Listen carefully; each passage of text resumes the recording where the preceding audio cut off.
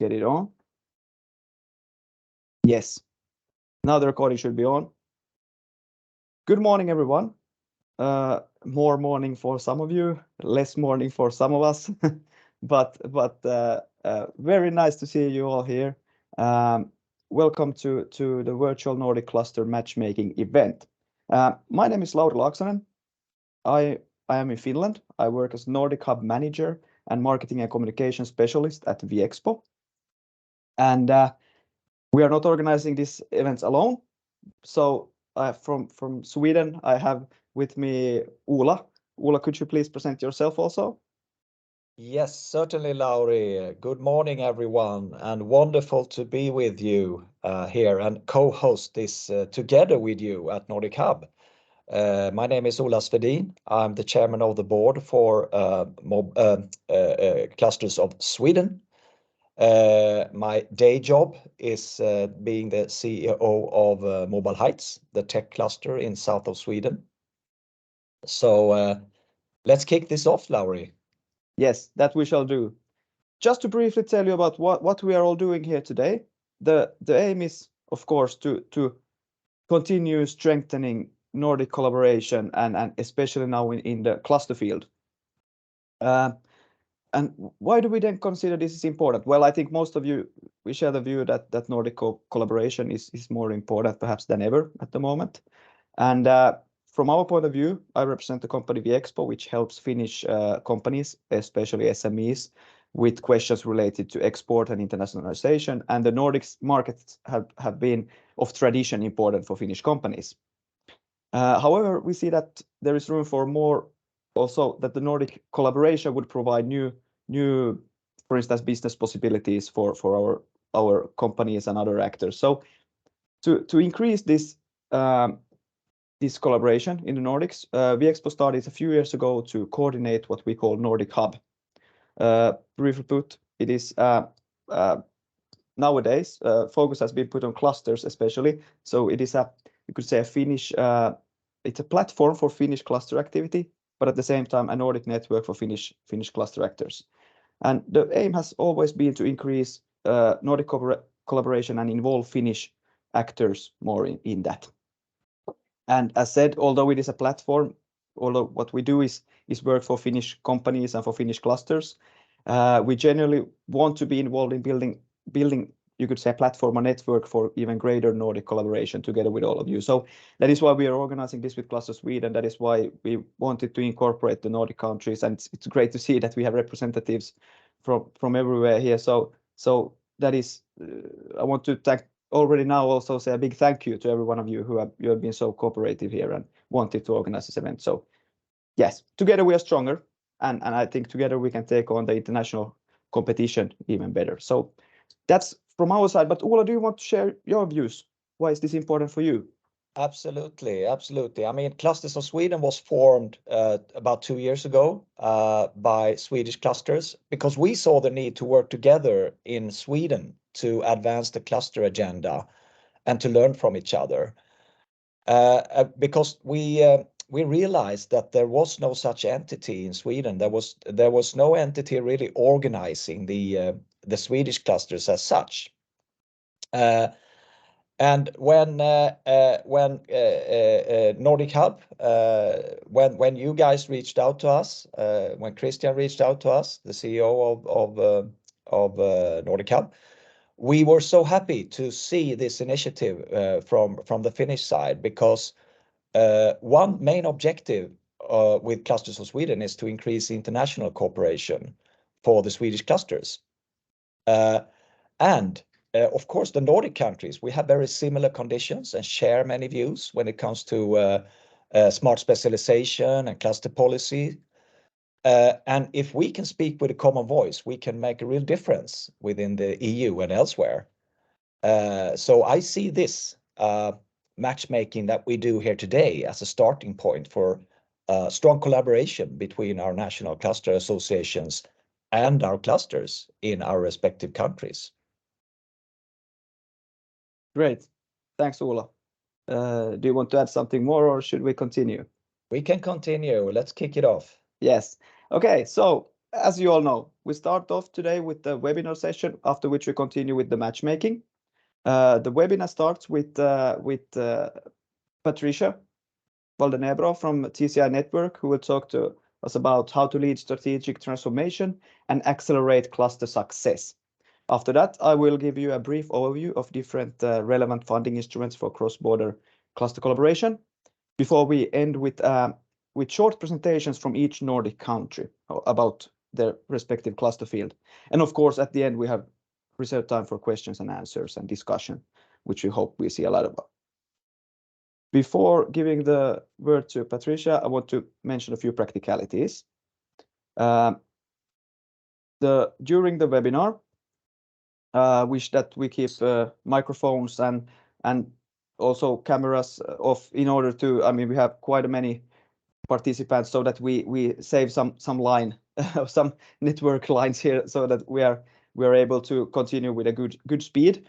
And then also when it comes to the matchmaking session, our friends from Enterprise Europe Network, who have helped us with setting up this platform, also wish that we mention that there is still room to book meetings, and you can still do that. You can still adjust the times that you are, if you have put that you're available at this time slot, but you also think that you can be available at another time slot, you can still do changes. So please do that in order to have as many meetings as possible.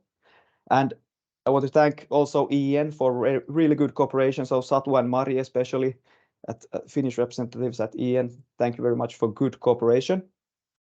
Then also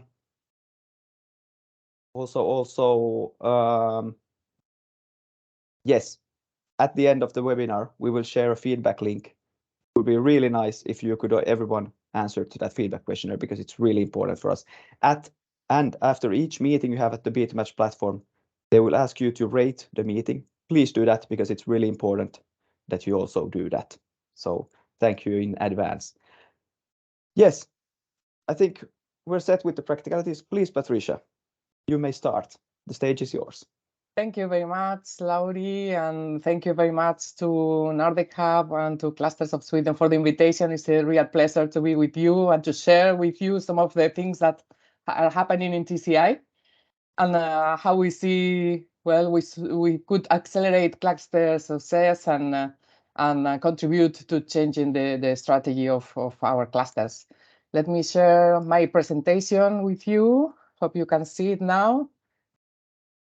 Yes, we can see it. Okay.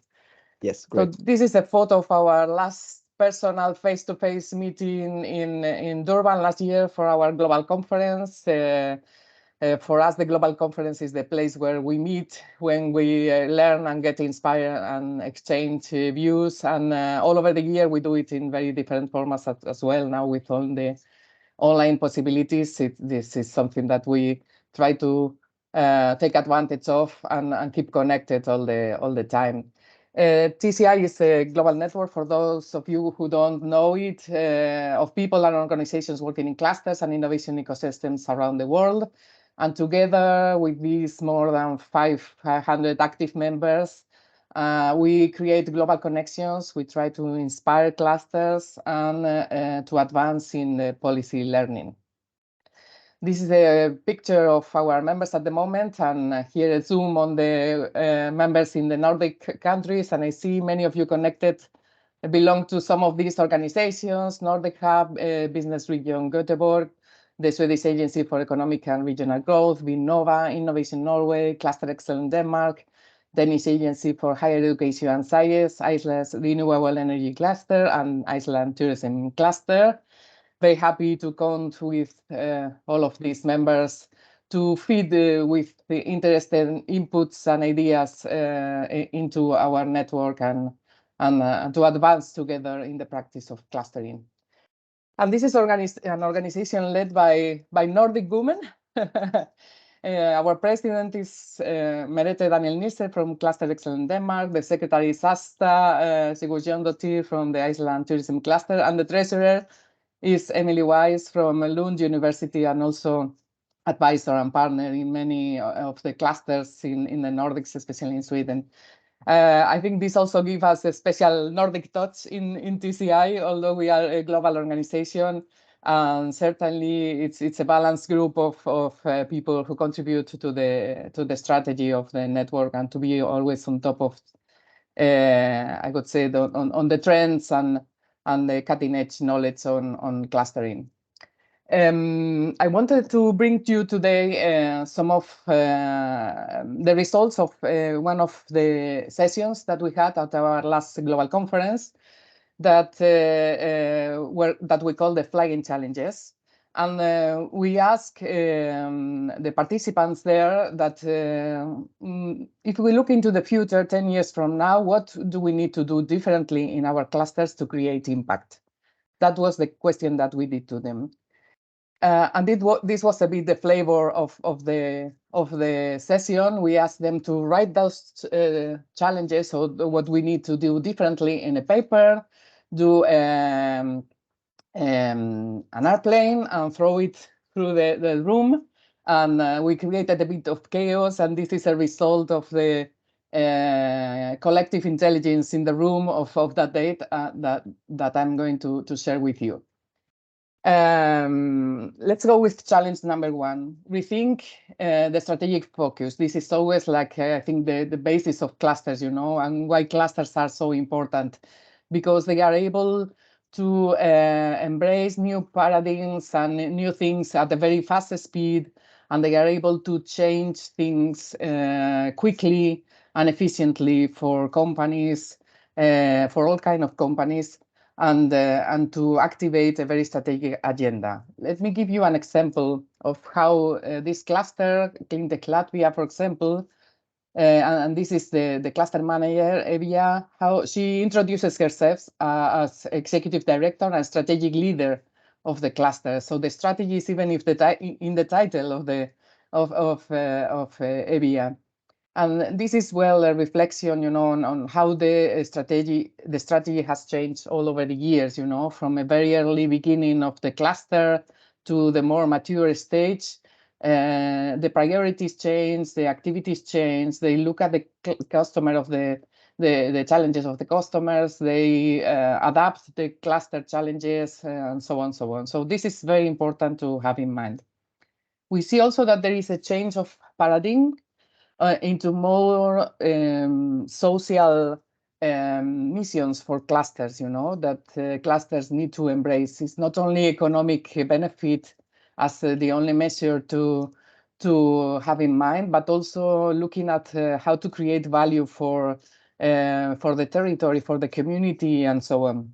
And this is the journey of Axio. It all started in 2014 in a global conference of TCI, where we started talking about creating shared value through clusters. The concept already existed, of course, but we thought, how could we implement this in clusters?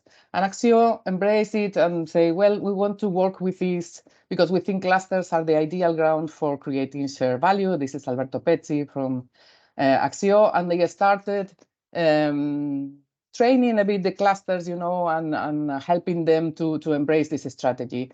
And now this is an information from the beauty cluster, one of the clusters. They are already presenting results to their members on concrete strategies and concrete examples of how companies are helping to create shared value with providers through green transition in many different ways. That I think they are important for this new thinking and new strategies for clusters.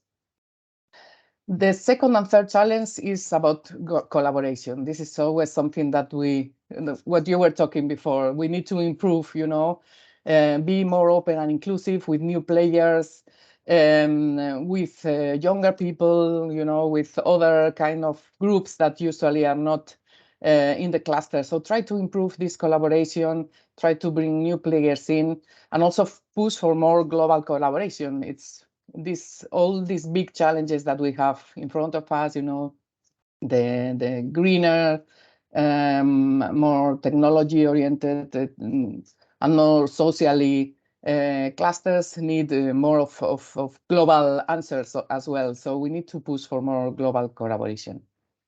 For this, for us, it's crucial to have a strong cluster organizations, and cluster organizations are the entities or the engines to put this collaboration in place and to guide these complex connections and also to accelerate and to do it at the right speed.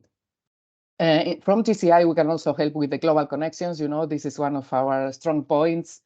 We can help you to network with peers, to find the expertise you may need for concrete projects or activities.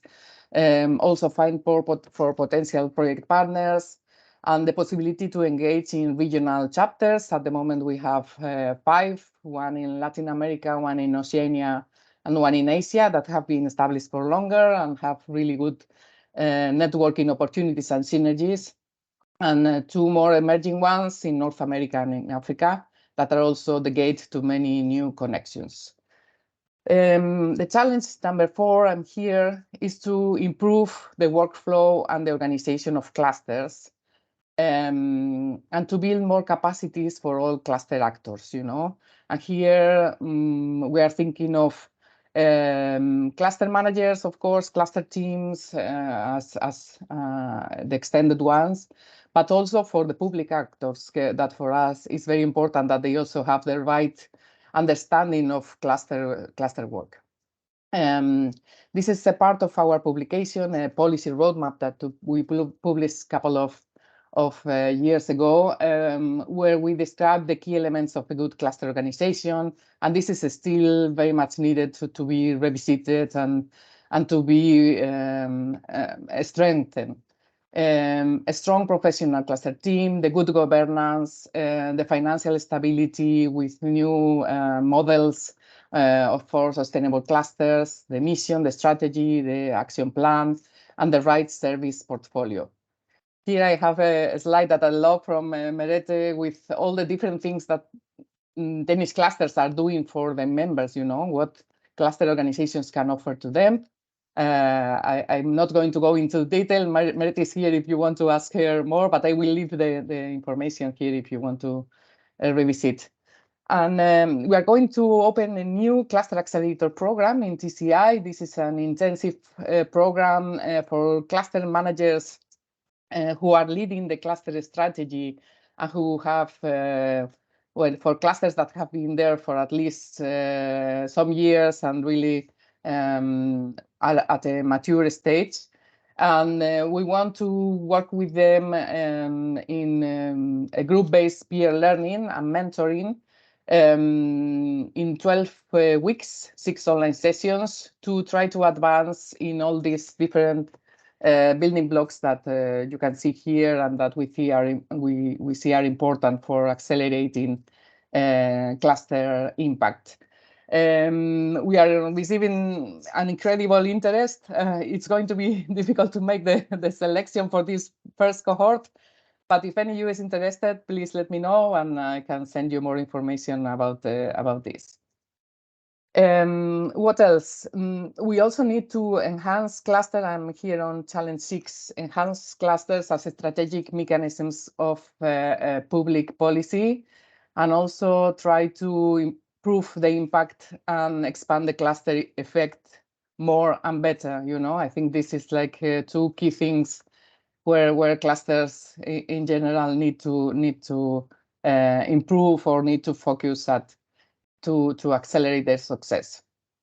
These 2 slides, I'm sorry, they are in Spanish, but I wanted to show you the 2 pictures. You know, this is a map of Costa Rica and how they want to change from a very centralized economy to a more diverse, you know, and more not so much dependent on the capital city. And they want to do this transformation through clusters. Those are the clusters that they want to push. So this is an example of how to put clusters on top of a changing strategy for a country. And I think this is, well, the solution to many of the challenges that they have as a country, you know, for a more inclusive and decarbonized economy that they want to turn. Here we're going to have in June a policy workshop in Barcelona. This is the continuity of learning journey that we started last year in Bilbao. And we want to rethink on how to build the best framework to support clusters from a policy perspective.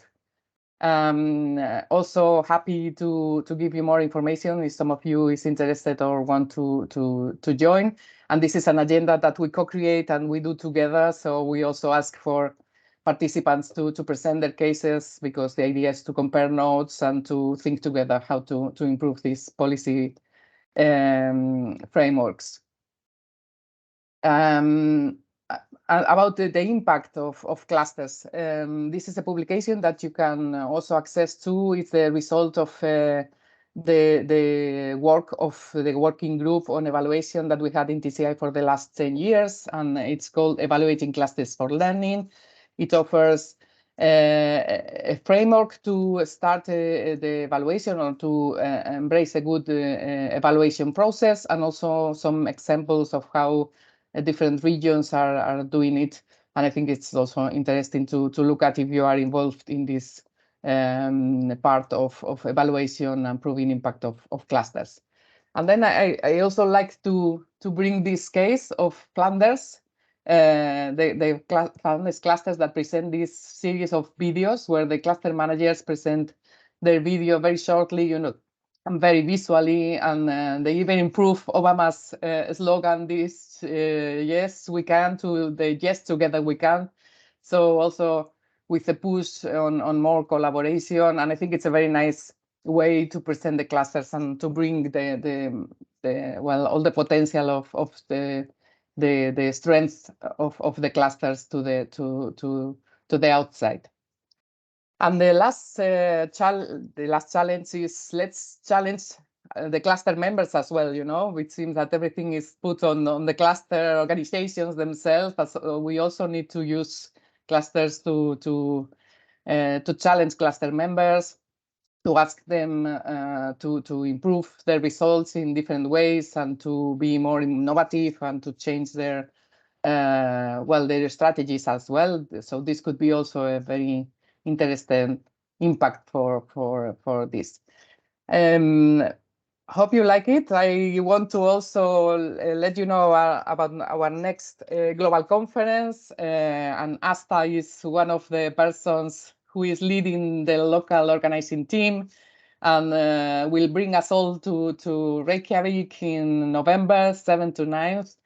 I also encourage you to send your proposals. The call is open until May 12th, and this is like I would say the biggest cluster event in the world, with a global scope. We usually have representation from more than 40 countries, and it's really like the place to bring inspiration and to think differently and to activate many things in your place, as well as to connect with global players in the cluster world. That's all. Thank you very much, Lauri.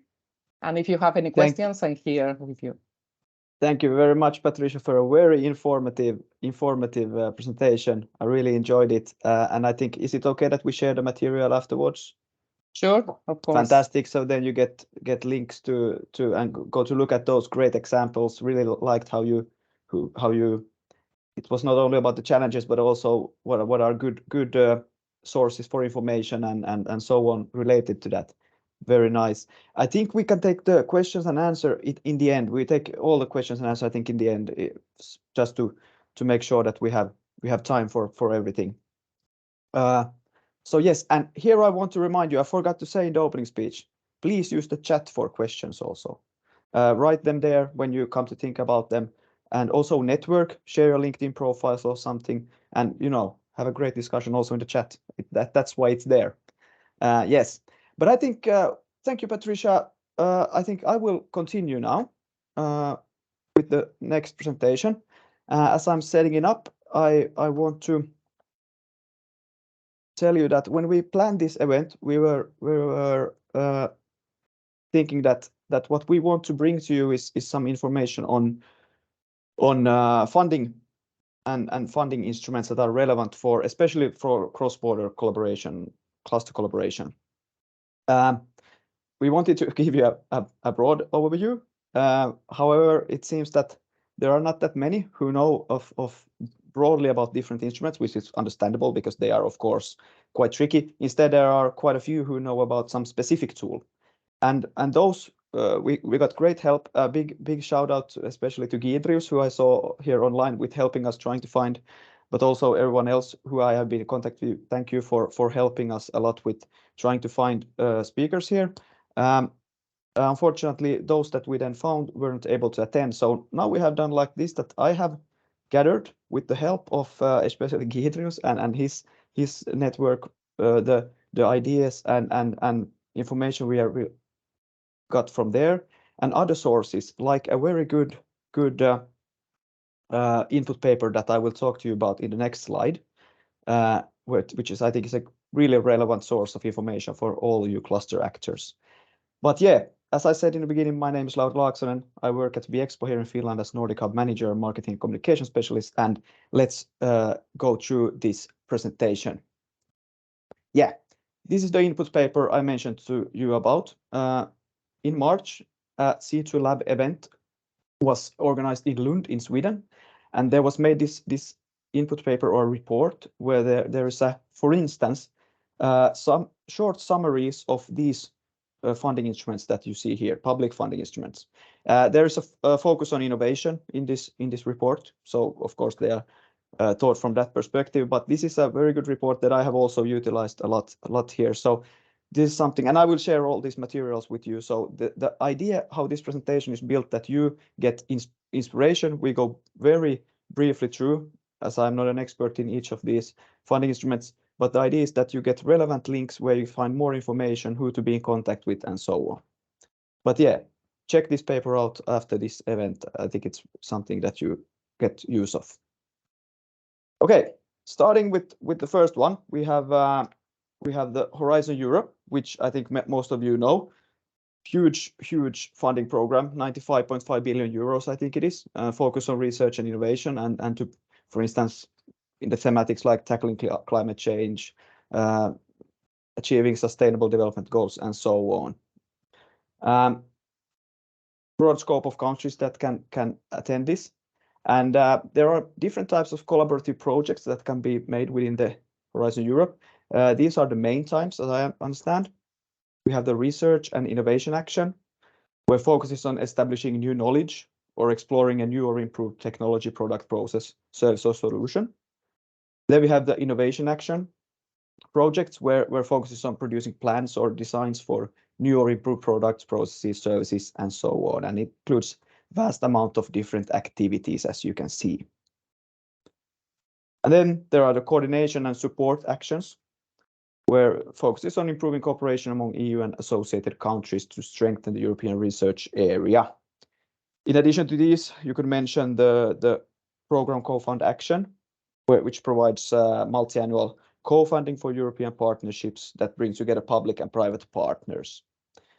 Yes, but the main idea is that in each call, which is under the Horizon Europe, there is this kind of a funding and tenders portal where you find all the calls, and there you can see the specific activities that are supported by each call.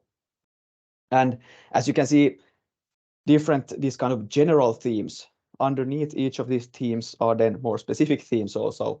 So it's a big puzzle that I have no idea to go through here, but please look into this if you haven't, if there could be something for you. There are partner search portals, and there is also a very nice page where you can find national contact points for each European funding program. So there's for Horizon Europe and for others that we'll discuss. So that is a good place to start looking if you want to know more about some tool. Yes. As part of the Horizon Europe, there is the European innovation ecosystems, where the focus is on creating more connected, inclusive, and efficient innovation ecosystems, and then support also the scaling of companies. In the current work program, there are basically two main destinations or themes. The first one is Connect, where the focus is on building these interconnected and inclusive innovation ecosystems across Europe.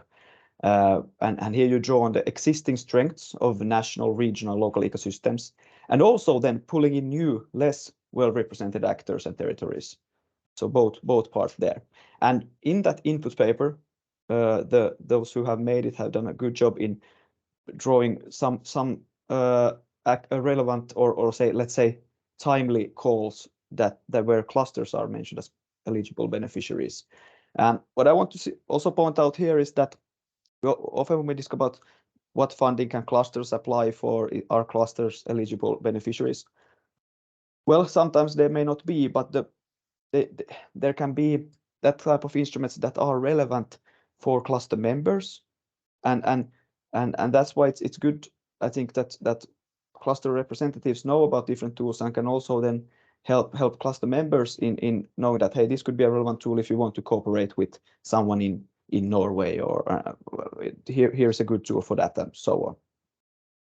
And there are also the Innov SMEs, which, as the name says, focus on innovative SMEs and helping them and project partners by funding collaborative and innovation R&D projects. This work program is complemented by the scale-up destination from previous years, where the focus is on reinforcing the network connectivity within and between innovation ecosystems and to accelerate sustainable business growth. Yes.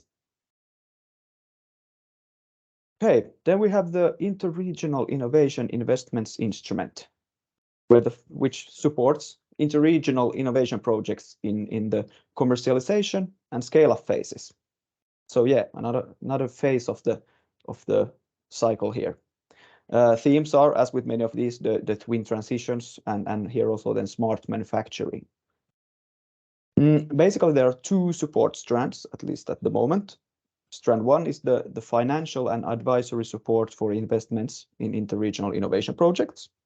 And then the second strand, the same type of support, but to the development of value chains in less developed regions.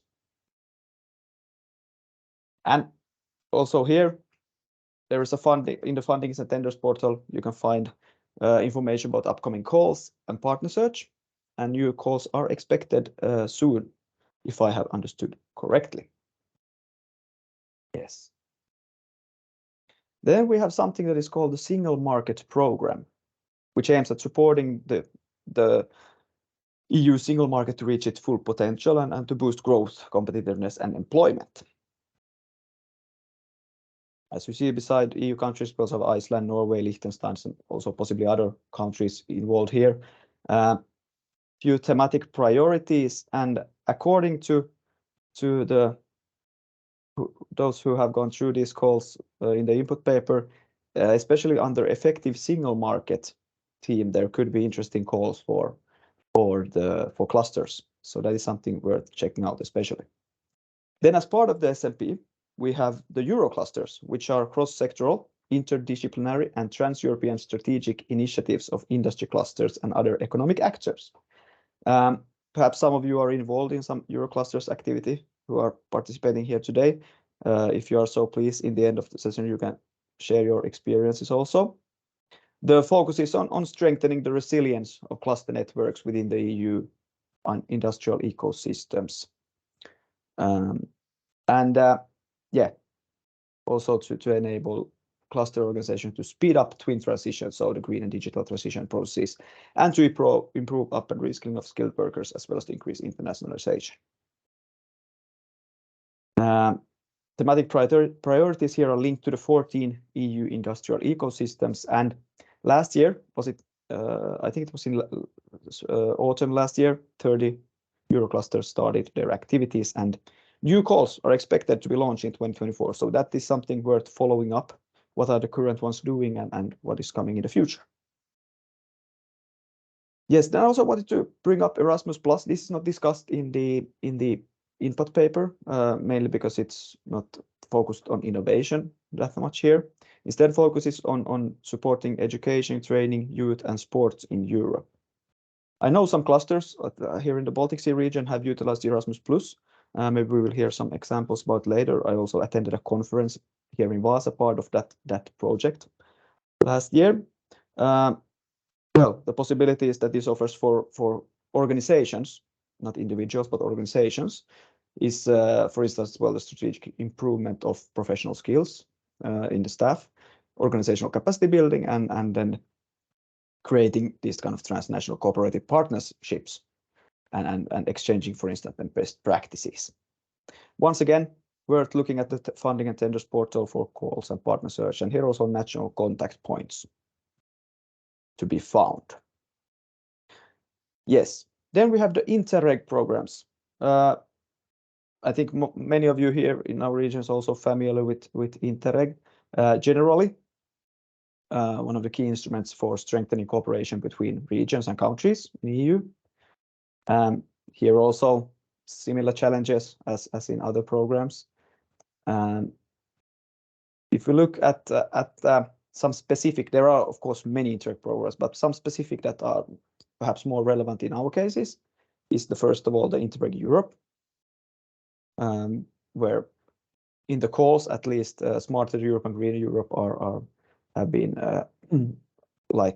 relevant topics at the moment, but of course there are also the other topics. Second call is actually open at the moment, and then there's also upcoming calls to be looked at. And the same here, national contact points and portal for. But what is nice about this Interreg is this: you have the portal for project ideas where you can easily look. Often in many of these programs, you can easily look at what projects have been made. And then here's also this kind of self-assessment tool for project relevance, which is quite nice. Then moving to the Baltic Sea regions, we have a specific Interreg program where the focus is on driving transition to a green and resilient Baltic region. Two types of projects here. First of all, we have the core projects, where the idea is to prepare, pilot, and transfer practical and durable solutions to the chosen challenges. I think these are up to 36 months. There is no, the budget is tied to the activities that you are going to do. And it should be at least three organizations from 3 different countries.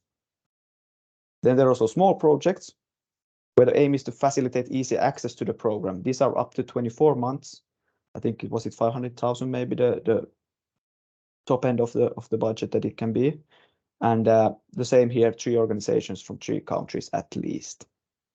And more info about these can be found, of course, online through these links. And next call are being planned. And here also this kind of project libraries, matchmaking platforms, and other useful stuff. Then we have the Interreg South Baltic. We're focused on the coastal regions in Lithuania, Sweden, Germany, Denmark, and Poland.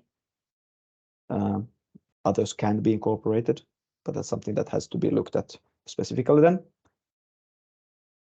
Yes, here are different themes also: innovative and sustainable, attractive and active South Baltic. Same here, national contact points and program manual for more information if this is something that concerns you. Then in the northern parts of the Nordics, in Finland, Sweden, and Norway, we have the Interreg Aurora program. I know this has been utilized by some, at least clusters in the construction field have utilized the previous one, Interreg Nord, and now Interreg Aurora to collaborate in this kind of supercluster initiatives. We had a webinar where this was addressed 1 year ago. If you're interested, you can go look at Viexpo's YouTube channel. There you find a presentation about this, and we'll hopefully have a new one, a follow-up coming here in the beginning of autumn, but we'll get back to that. Yeah, third call for regular project proposals will open after the summer holidays, and the small-scale projects have continuous application system. Similar kind of themes here: smart and sustainable growth, green and sustainable transition, education, sustainable cross-border cooperation, and so on. And once again, important links here. Then, briefly moving away from EU to the Nordic corporations, where the Nordic Council of Ministers and the Nordic Council are the main forums. There are different types of funding provided by these actors, and there's a good portal where you find information, where you should find all the calls that the Nordic Council of Ministers and Nordic Council have open. Looking at the topics that are addressed there, for instance, countries and regions, culture, leisure, media, legislation, justice, environment, climate, Nordic regions, surrounding world, education, research, welfare and gender equality, economy, business, and working life. Those that I mentioned that are bolded, they have open calls, for instance, at the moment, as I looked at it. But that is a portal worth following up because it's quite easy as everything is gathered there. I want to especially mention Nordic Innovation, which is under Nordic Council of Ministers, because I think this might be relevant for many of you. And some of you, I understand, are also operating with funding provided by Nordic Innovation at the moment in some projects. The current program period is running out next year. Perhaps there are some calls still coming, but I got the message from there that the strategy for the next period is under development, and we have at least expressed our thoughts that clusters it would be good to address and have a dialogue there. So we'll see. And I've understood that Nordic Innovation, as said, has been utilized by clusters for funding the funding opportunities there. So yeah, to wrap it up, here is a summary slide with, I think, the most relevant links. First of all, list of EU cluster actions under DG Grow. That provides quite good overview of what cluster actions there are. Here is a good tip that I received from leaders, video recording from Cluster Meet Regions session in, was it in Slovakia? And this is the day 2 morning session where focus is on funding for clusters, the theme is. So that's something worth checking up if you're interested in this theme. We also have the European Commission's portal for funding and tender opportunities. Many of the links I showed you previously, they go there. It's just that the filter is already picked on that specific program, but there you can go and look at different programs, what funding opportunities there are. ECCP also has a portal for open funding and tender opportunities relevant for clusters. Worth checking out, especially, absolutely. There's a portal with all ongoing Interreg calls and the Nordic Cooperations portal that I mentioned. And finally, the input paper, which I really think you all should check out if you have not. It's really nice summary of many instruments that are relevant for you. I thought we would have a discussion part here, but I think we will take it questions and answers. And please share if you have had some project where you have utilized some of these or some other instruments. I mean, a cross collaboration project in the cluster field.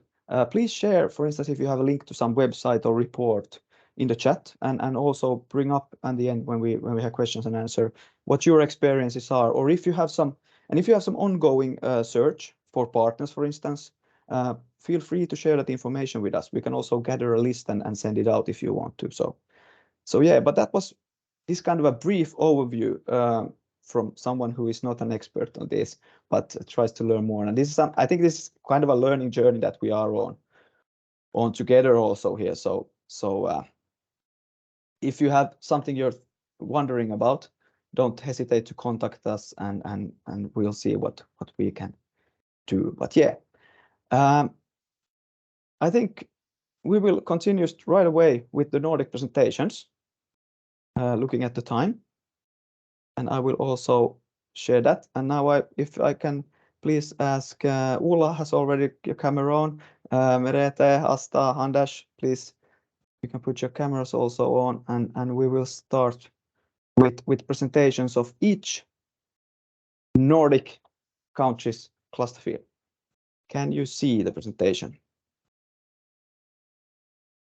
Not in presentation mode, Lauri. Okay, there we go. Great. All right. Please tell me when to click next. I will. Thank you, Lauri. And what a good info session so far on this. And thank you, Patricia, for giving us the international overview of this. I will talk a little bit about Clusters of Sweden. I'm the chairman of the board for Clusters of Sweden, which is the National Cluster Association in Sweden. I think every country has different angles in the way they organize their clusters. And the way it started in Sweden was not a government initiative as such. It was a result of Swedish clusters working together in a project organized by Tillväxtverket, which is one of the innovation authorities in Sweden. And during the course of that collaboration project, we realized that we needed to work together in a more organized way. And there had been some attempts to do this before. And if you look at Sweden as a country, when it comes to cluster policies, there is actually no national cluster policy in place in Sweden today. What we do have is some regions within Sweden that are very strong when it comes to cluster policies, and have worked with this concept for 20+ years. But there are also other regions within Sweden that are not so organized when it comes to cluster policies. So we decided to form a new entity, and with a little bit more bottom-up approach. We can take the next slide. So Clusters of Sweden, this is kind of the mission statement for us. We want to act as the natural and neutral bridge between policymakers, businesses, academia, support systems, and industry. Which is, I mean, it should probably be the statement for any national cluster association. But we feel it's important to point out a number of things, that we are indeed a neutral entity, and also that we there is actually a great need for an association like this. We can take the next. If we look at the cluster environment in Sweden, this is what the map of the members in Clusters of Sweden looks as of today. So we have 24 members spanning basically all the sectors of importance in the Swedish economy. If you look in the lower left, you can see that most of the organizations, the cluster organizations, have European labeling, some gold, some silver, and some bronze. You can also see that we are geographically distributed over the country, and this kind of reflects the fact that most of the economy activity in Sweden is in the southern part, but with some really important industries and sectors popping up, and actually now increasing their activity in the north. We can take the next one. So what we started with doing in this bottom-up approach was actually to go to the different cluster organizations in Sweden and ask them, what do you think is important? What do you need? And this is the answer. These are the answers we got. We put this in a report that is available on the clustersofsweden.com website. What the cluster organizations in Sweden pointed out as really important is training activities. Internationalization was very high on the agenda. The need for cluster policy. The need for a national forum for co-creative policy dialogue. A landscape analysis, that is, what does the cluster landscape really look like? They also needed help with communication and dissemination activities, and advice, not the least on EU programs when it comes to policy calls and project development.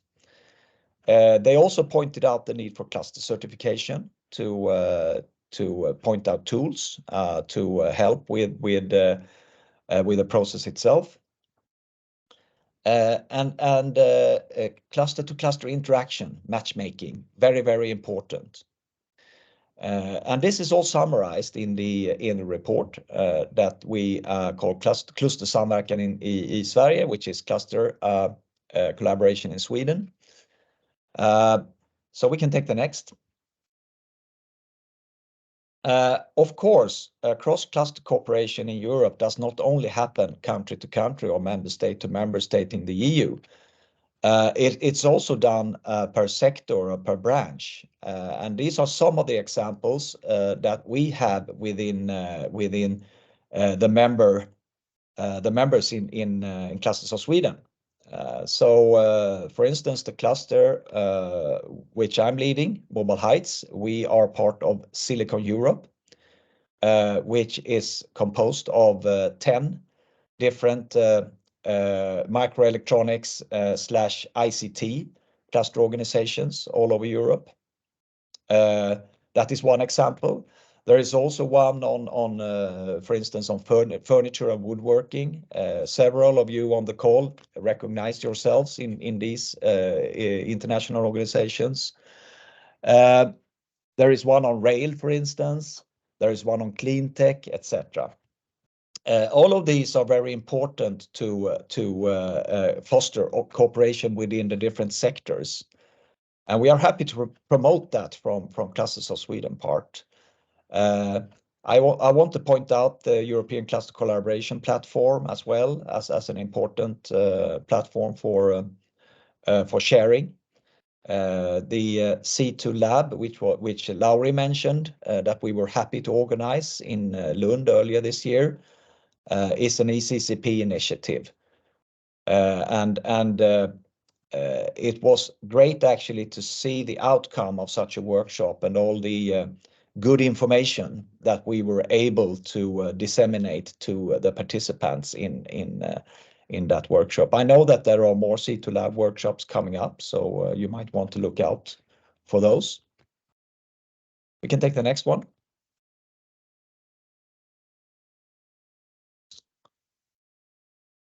So in summary, what we do in Clusters of Sweden, we take care of the shared interests. We have cluster growth, joint projects, funding opportunities, best practices, certification support, and we want to be the common voice for national policy making. As I mentioned, there is no national cluster program or cluster policy in Sweden. We want to change that. So part of the mission for Clusters of Sweden is to actually get that in place, to get a national cluster policy in Sweden. So we have already established ourselves as a voice on the European level, and we believe that we have a lot to bring to Europe, Sweden as a country. And I believe that the initiative today with bringing together the Nordic clusters will make us even stronger when we put forward what our priorities are and how we think that we should move forward with cluster activities. We can take the next. So the website clustersofsweden.com, please check it out. You can contact us at any time, of course. I want to point out one thing that is not here on the slide, and that is the Clusters Meet Regions event that we are hosting in Malmö in Sweden in June. The event will take place on June 15 and 16. And please check it out. You will find links on the ECCP website, and you will find it on Clusters of Sweden as well. So that's it for me, Lauri. Let's move to the next. Thank you, Ola. Yes, please, Anders, stage is yours. Thank you. I'm the program manager for Norwegian Innovation Clusters, employed by Innovation Norway. I'm new to the role from January, but I've been working with clusters for some years now.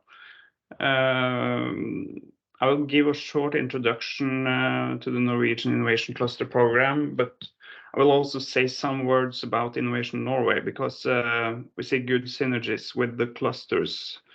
And Innovation Norway can help clusters in areas outside the cluster program. Next slide, please. Innovation Norway is a public support organization for Norwegian businesses. We support companies to help them develop themselves and their products or services in Norway. And we also support them and give them guidance in international markets. Next. We work with businesses throughout the country and internationally, and offer capital, advisory, and networks. Innovation Norway has several financial services, and we work with startups, established companies, and networks of businesses. And we offer both soft funding and loans. The advisory services is, for example, IPR advisory, EU advisory, and trade and exports. Yes, next, please. And Innovation Norway as an organization is set up with offices all across Norway in all regions. We also have an export assignment for on behalf of Norway, and we are represented in more than 20 countries. And in countries we are not present with our own office, we draw on a broader international network through our Norwegian embassies. Next, please.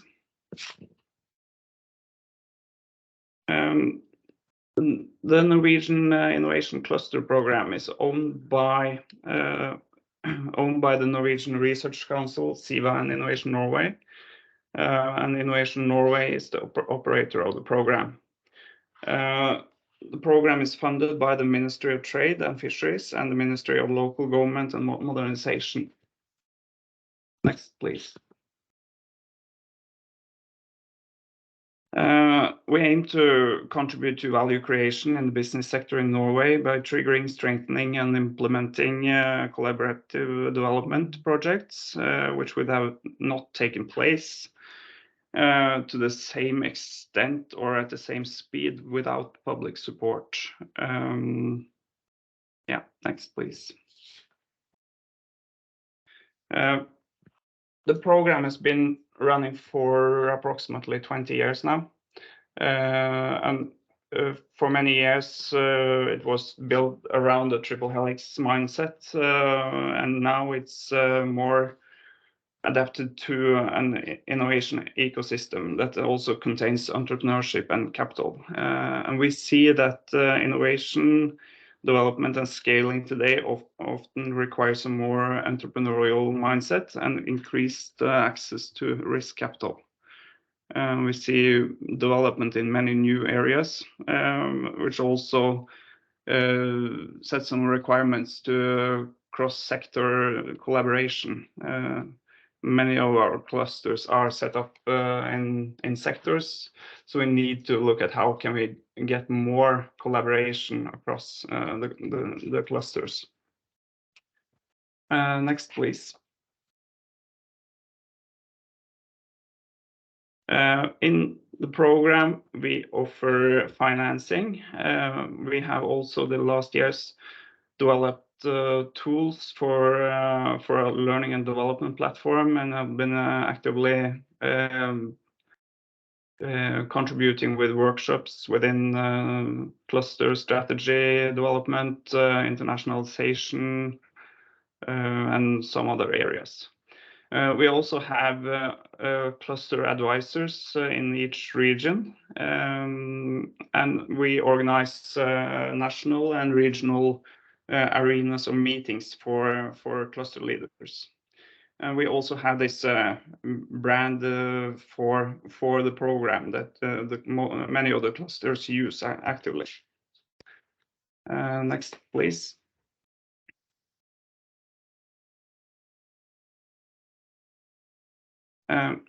This is the setup of the program as it is today, but we are currently considering some changes.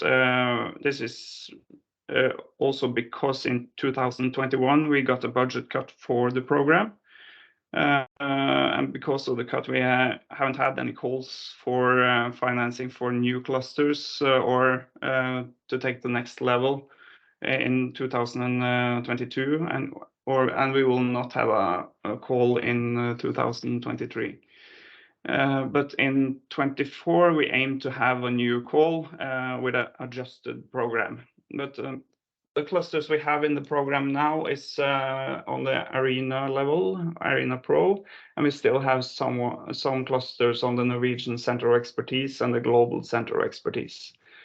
The Norwegian Center of Expertise was prior to the Arena Pro. The Arena Pro is a development where we split the funding into 3 million NOK for cluster development and up to 3 million in project development for clusters.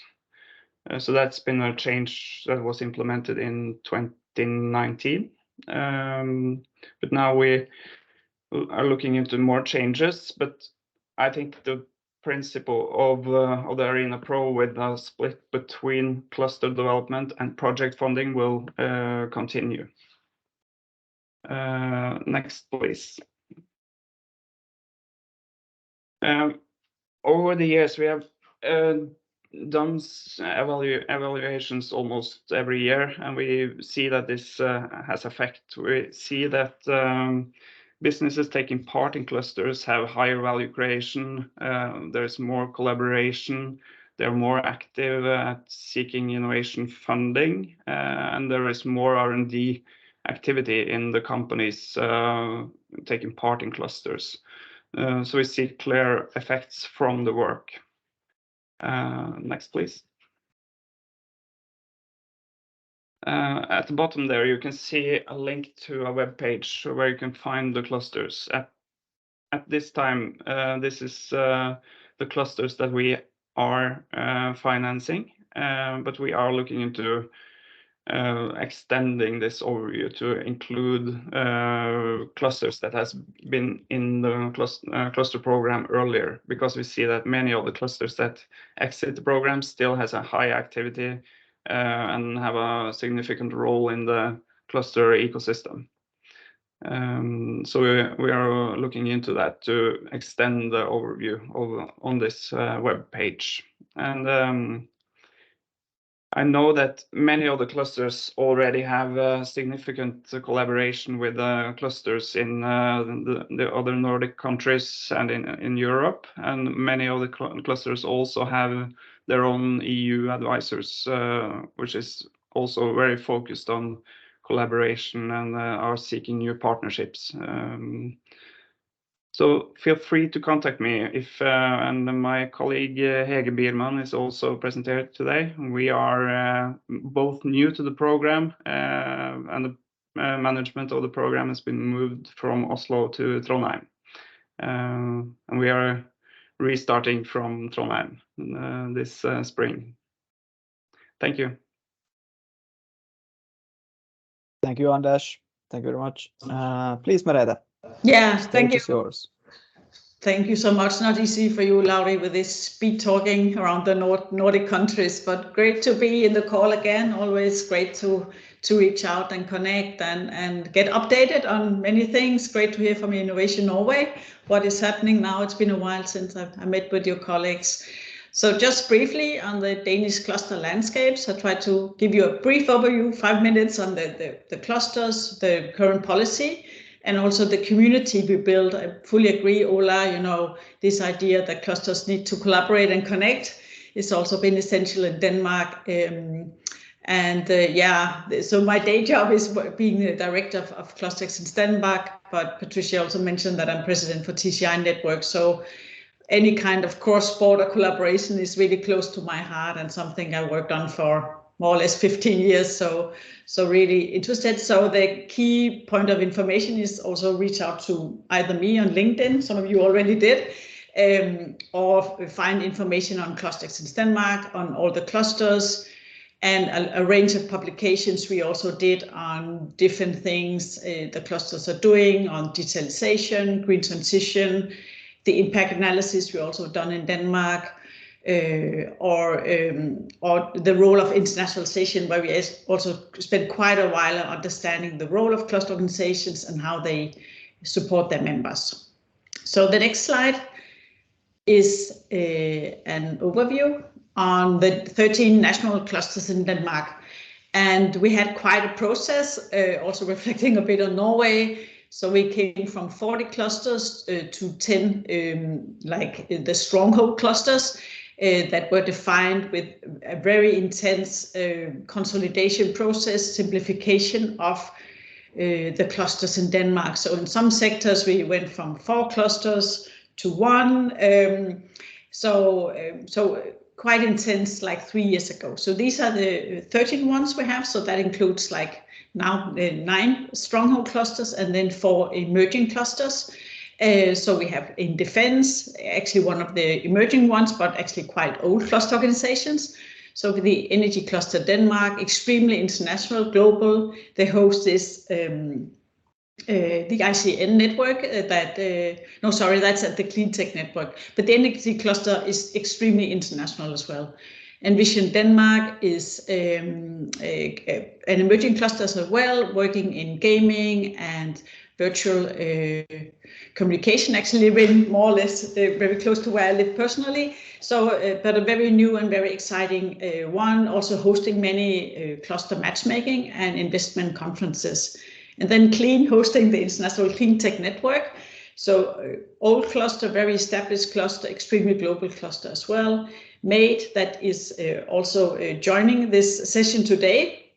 So they can present themselves much better. They're working with manufacturing, a bit forgotten in Denmark for many years, but Made really pushed the agenda a lot forward and doing a great job all over Denmark on this agenda. The Lifestyle and Design Cluster, been extremely active in the Nordics with many different great projects, also have a long history going back from wood cluster, furniture cluster, now very modern upbeat cluster working with many different projects, especially also in sustainability. That is a huge driver for this cluster.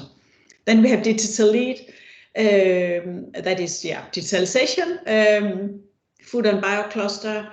Another example of this immense consolidation we helped back in 2020. So the food and bio cluster, Danish life science cluster, that actually is one of our largest clusters as well, building on a very, very strong position in Denmark within life science.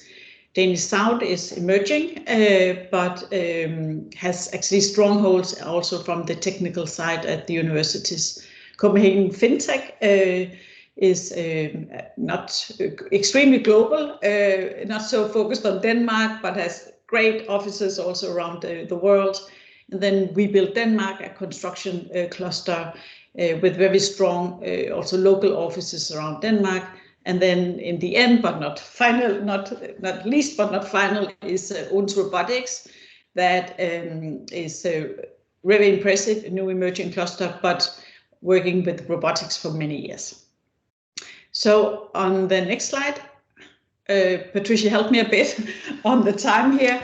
So outlining the key activities in the cluster, because of course not all of them offer all of this, but in general over the years the activities just developed, and this is of course since some of the cluster organizations go back 20-25 years. They also extend their service portfolio. But matchmaking is a key expectation. So we know it's an SME program, the cluster program in Denmark. So helping the companies to become more connected with others, both other companies and knowledge institutions. Then this whole topic of innovation projects and knowledge dissemination is really a key. And then some of the new things, and it's not so new anymore, is internationalization. So when we started 10 years ago, 15 years ago, working on this, internationalization was really not part of the cluster program. The names were normally Danish. Now many of the homepages are in English. The word names, as you say, I didn't translate them for this call. They are in English. And the portfolio of projects is just really impressive. When we look at the total turnover over in the clusters, around 1/3 is actually coming from international projects. So of course the funding they get from the ministries are important, but they are actually expecting a lot of additional income and is working quite a lot on making this happen. And then this topic that Patricia also touched upon on transformation is also where the cluster organizations are expected to play a key role on circular economy, digitalization, and also some of the challenges that we're still trying to understand how to tackle this. So quite many interesting, quite complex projects are happening here. So the next slide is a brief overview of the cluster story in Denmark. So some of the first clusters started by a regional growth network program. And then some years later, we had the technology center program. And then I would say that what we could call like a real cluster program started 2008 and actually went up for really, really many years. So the Innovation Network program was funded by the Ministry of Higher Education and Science, while the more regional clusters were then funded by the regions. And you can expect over the years quite a lot of competition, lack of overlapping, a bit confusion, who is the leading partner in food or in life science. And then all of that led to a lot of work by around 2019-20, saying, okay, clusters do play a big role. They are extremely important SME tool, but we basically have too many and we need to consolidate the landscape. And that took a couple of years, a lot of blood, sweat and tears, you can imagine. But in the end, we consolidated into 10 super clusters and then these 4 emerging clusters. And then part of the journey in Denmark, a bit like Sweden, there was also a need of some kind of cluster support. So in the early days, it was called NetMatch. I was part of the whole journey.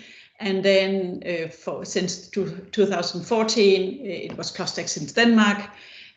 We actually got the name because we found this whole labeling system quite important. So I think we still have the record in the Nordics on doing the most certifications. I think my small organization, I think we've done around 180 of them. So many clusters took the bronze, the silver, the gold. And today the gold is a requirement to being in the cluster program. So the next slide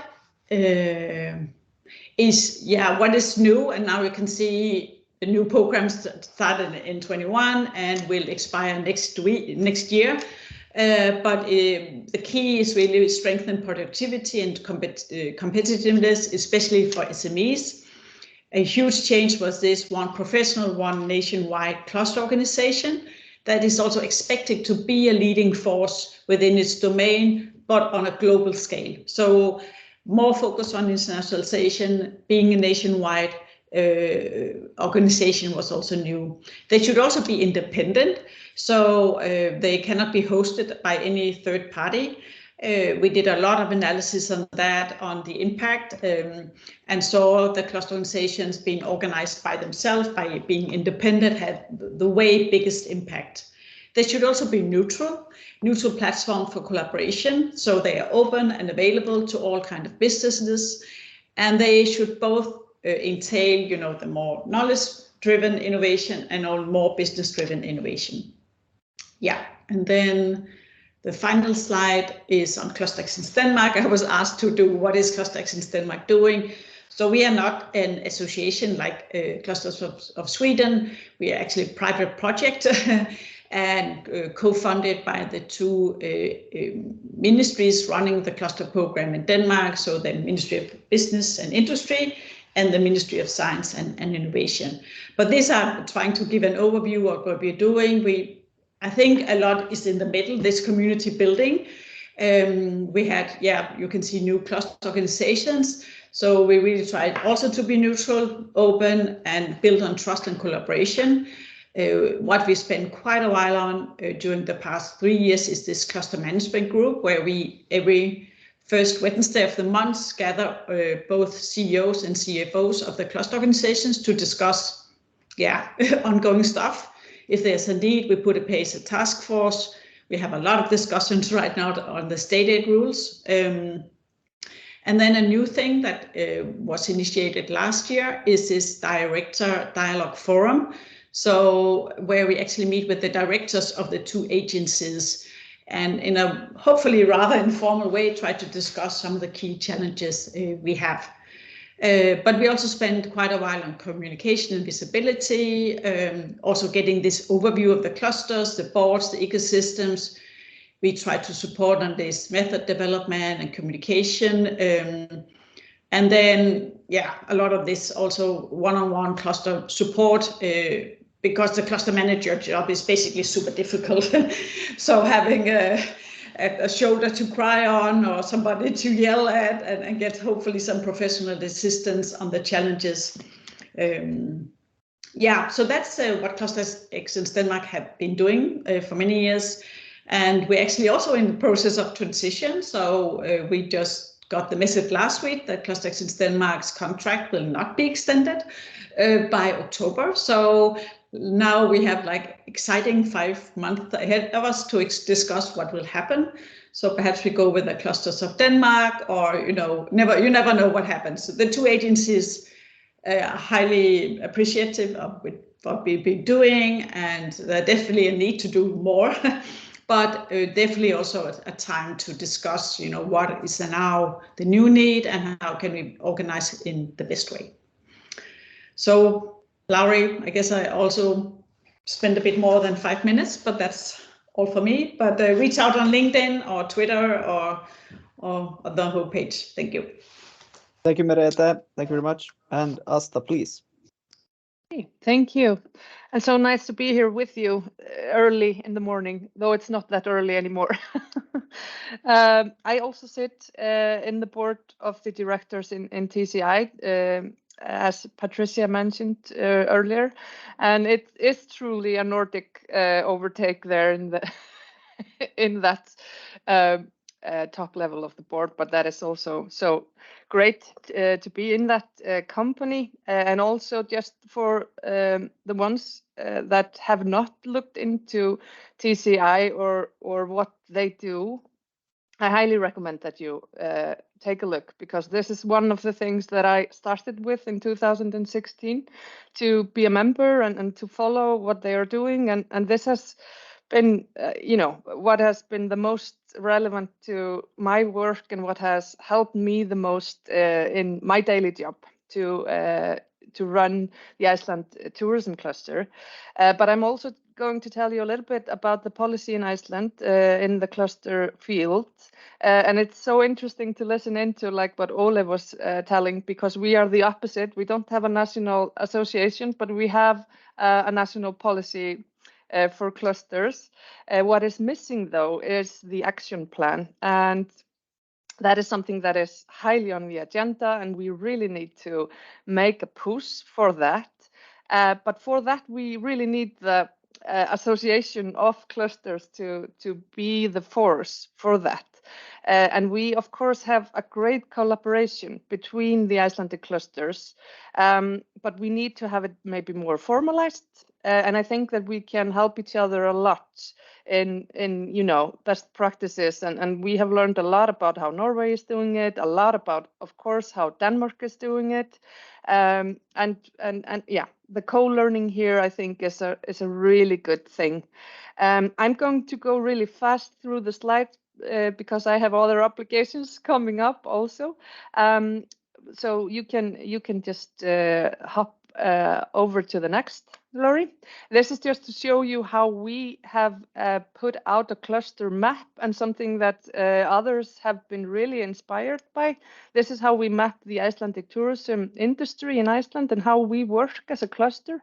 And actually the University of Iceland is taking up this map to put it into the university in the learning and in tourism. So that is there's a high recommendation of how the university sees this as a good way of learning and also educating about how the industries work, because no industry can just be isolated in itself. It always needs other industries, and it needs the whole ecosystem to work. So that is something that we have been doing a lot in Iceland, also with other clusters, because it's easy to take the methodology and go into other industries and see the stakeholders, see how you need to map and what you need to do to go further into the value chain and into the ecosystem that you are representing. And the next one, please. The policy was put out by the Minister of Innovation in 2020, and I was so privileged to be the editor of the policy.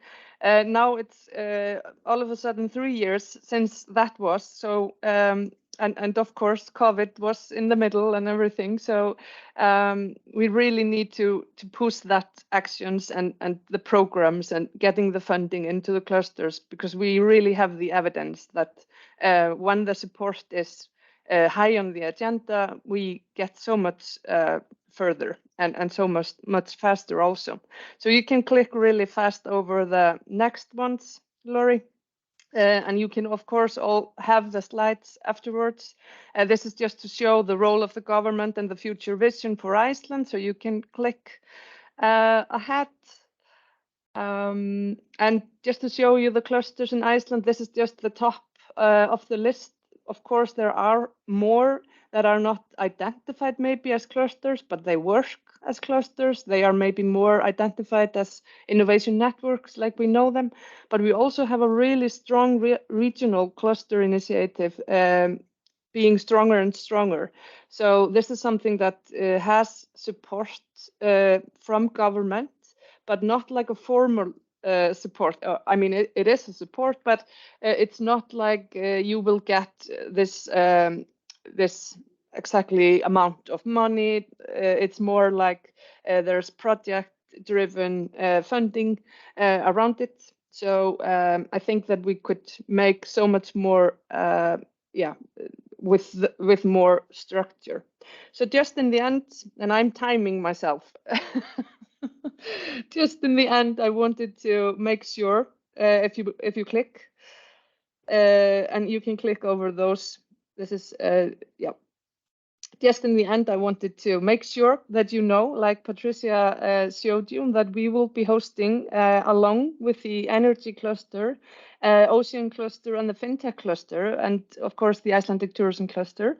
We will be hosting with TCI the 26th global conference in Iceland in Reykjavik in November. So please be really make that high on your agenda to participate, because also we want the Nordics to come really strong out of that and showcase how we collaborate and what we can do together. So that's my final slide. And again, thank you for this great meeting and the inspiration everyone has had in this morning call, and look forward to follow up on all of you. Thank you very much, Ásta. And I will then make the final presentation about the Finnish cluster landscape. Yes, so if we start with the cluster policy in Finland, there is no cluster policy, no cluster program, and there is no official cluster association or anything like that.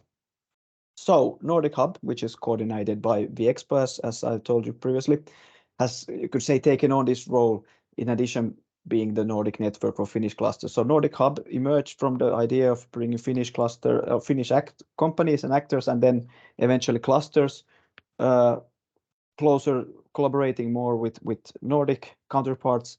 But at the same time, as the Finnish cluster field is so spread out, we also see that we have to take on the role as trying to gather together the Finnish clusters and helping them also improve there. And of course, we would love to see in the future also in Finland, as in Sweden, for instance, and Iceland and so on, something common here, more concrete.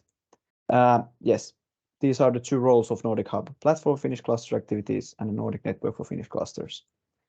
Yes, if we look at the Finnish clusters, this is a list of clusters found that are in our NordicHub's network that are visible on our website, where you go click for more information, and then also clusters that are found on the ECCP portal of clusters. We also know that there are other ones, but they are not visible anywhere, so that's why they're not incorporated here or visible in any official portals and so on. But basically, if you're interested in getting to know some Finnish, if there are clusters in some certain field and so on, you can always contact me, for instance, and ask, and we will try to figure it out then. Yes. Shortly about what services we provide them for Finnish cluster actors. Well, of helping with relevant information. For instance, if they want to get in contact with some type of organization internationally, or they want some help in ideas for how they could improve their operations. So we try to find, if we cannot help, we try to find the ones who can help them. We organize different events and trainings, which are usually free of charge. We, for instance, have had these kind of cluster training sessions with most previously with Chris Rangen from Norway. Then we also organize webinars on where, for instance, some Finnish cluster presents their activities, or for instance, Patricia has and Merete for that has had a webinar with us telling about their activities. Then we also try to organize networking events and trips when possible. For instance, we had a group of actors visiting the food and biocluster in Denmark last autumn, and also boat cluster trip to Norway. Unfortunately, we do not have financing that we can share to our clusters, but try to help them with finding opportunities for that also. Internationally, our partners, of course, we have worked closely with, for instance, TCI, EN, also Nordic Innovation. Then if you think about like national cluster organizations, the ones who are present here today, also Cluster LT from Lithuania, the Lithuania Cluster Network, nice to see, have joined us, joined our network. And here is a list of the Finnish clusters who are visible in our network.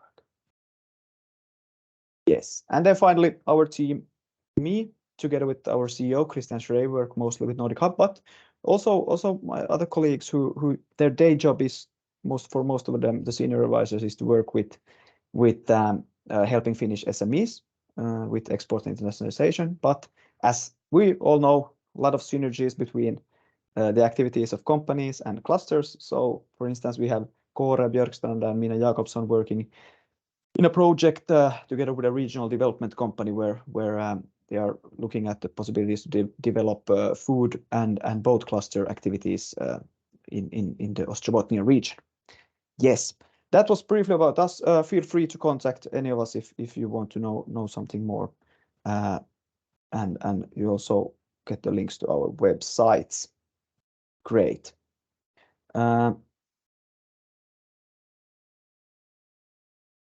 Now, I think you should not see any presentation anymore. We're a bit over time. Sorry for that. I know some of you have meetings starting at 11 sharp. So I think, I'm sorry, we have to skip, because I will also have a meeting at 11 in the matchmaking session. So I think we have to wrap it up here. If you have some questions, feel free to send them to me, and I will, if I cannot answer, I will try to find those who can answer, and so on. A big thanks to all of you who have participated in this event, all the presenters. Big shout out to every one of you. Thank you very much. My colleague Martina shares now to you this kind of overall grade that we ask you to give to this webinar. And this is one part of our feedback gathering process. The second one is that my colleague Martina will also share a link to a feedback questionnaire in the chat. We will also send this out to you per email afterwards. Please fill it, answer it. It takes 1 minute, and it's very important for us to be able to do what we do. The same goes with the meetings. As I said, Enterprise Europe Network really kindly asked us that could you please grade all the meetings that you have there. Yes. Yes, we will continue with the matchmaking at 10:00 Central European Time sharp. That's 1 minute away. So sorry that we didn't have any time for questions, answers, discussion, but I think we will discuss the rest of the day in one-on-one meetings. So thank you very much to every one of you. It has been great to have you here, and hope for more Nordic collaboration. Remember, we're stronger. Together we are stronger. That's something that's very true. Thank you, everyone. See you. Have a really nice week and continuous May month. Bye-bye.